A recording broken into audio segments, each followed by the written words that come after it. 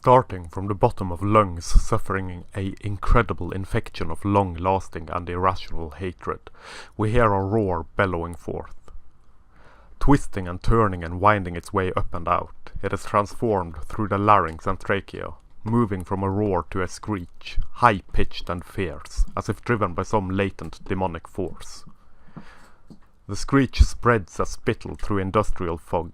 It clings to every single droplet of dew, stained black with ashen smoke, spittle from a reverberating echo of hatred blending with the dew of industrialized zones of spiritual decay. Upwards we are carried, clinging to the spittle still, until we mingle and blend with the clouds and get a full-on bird's-eye view of the world. Like eagles we soar and float above the world. From this vantage point, much that is lost to us we may now see.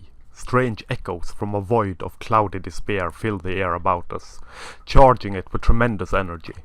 Electricity is building up, and we find ourselves drawn apart from the updraft, drawn away from the clouds, separated from the spittle of irrational hate. We seek the void.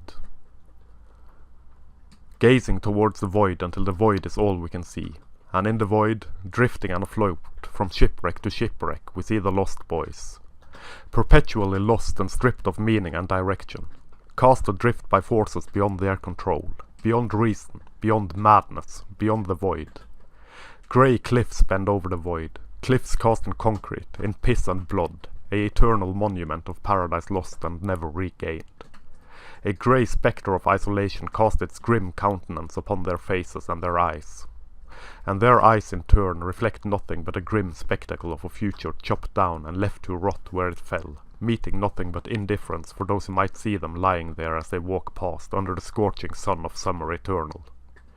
There is no future in the void. Empty promises, enormous cavernous waiting rooms, rows upon rows of empty seats flashing golden rays of light mocking the lost boys for their absence, demanding at the same time access to their seats. And we, soaring overhead, mock and laugh and ridicule.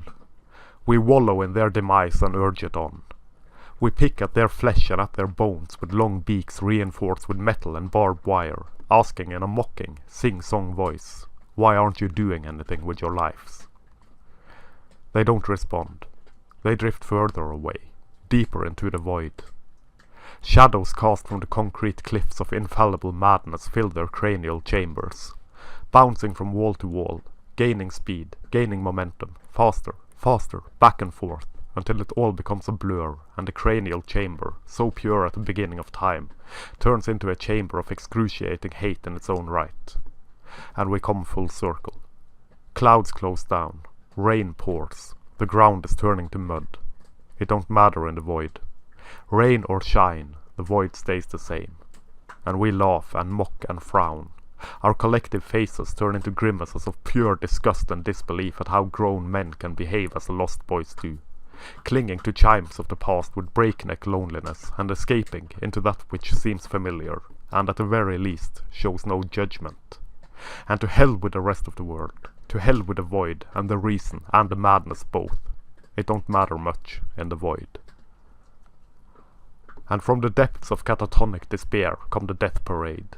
A marching gaggle of ghouls and monsters, each marching to their own beat, but all marching still to the same drum, out of rhythm, out of tune, and out of touch, but still there, moving ever onwards towards the same goal, the void. And from their mouths hiss the noise of ill intent, whispered at first, but gaining in volume and intensity. Whom but the lost boys themselves know what words the lost boys hear at the peak of yet another sleepless night, or in the hollow tunes of yet another sleepless morning, lost in the perplexing horror that is the hour of the wolf, the long and dreary tea time of the soul. Wash it away then, with booze and with pills. From despair shall freedom from despair be sought. Or failing even that, a piece of despair be carved away, masked as loss of despair, but in reality nothing but a postponing of grander despair yet to come. Through eyes clouded with numb sensations of free-form experimental poetry come the grief, a great build-up of years wasted, a great build-up of wasted potential, a great failure to launch, turned away at the gates and trampled down into the very gravel coating the roads of misspent youth. Time and again in trouble, drunk and derailed, faded into obscurity by the very same powers that claimed to work towards a greater good for all flowing to and from the same source. Too bad the source was poisoned. Too bad the source left them behind to float into the ether and be lost, and then to be cemented as a permanent fixture in the void and be lost. An entire generation of boys doomed to be lost at sea, clinging to whatever might fill the trembling void in the midst of their souls and in the midst of their manhood, so that they do not wither and waste away completely. A generation ignored, forgotten, and made out to be evil incarnate. A generation scorned and cursed and subject to the greatest betrayal ever bestowed upon anyone by the same hands and minds that purported to love and care about them. A great and world-encompassing lack of empathy and understanding. The fall of man. Paradise lost. Stuck in permanent purgatory to grow cynical, to grow resentful, to grow bitter, to grow into their own demise, either by their own hand or by someone else's. Either to take as many as they may with them into the abyss beyond the void, or to go fearlessly into the abyss beyond the void themselves. An entire generation of boys and men, raised to walk gladly into their own death, to be born and to live and then to die in hatred, and to be told simultaneously that they are the lucky ones, and should be ashamed of and make amends for the rare privilege of being bestowed a cock upon birth. And we shake our heads and wonder why our boys are failing so. And we blame them for their own failures, just as we blame them for the failures of the girls. And the rage and the riots and the shaming and the unfiltered hatred fill their minds and fill their bodies and fill their souls. And they fall. And as they fall, we are lessened. And we don't see that we are lessened. And we don't care.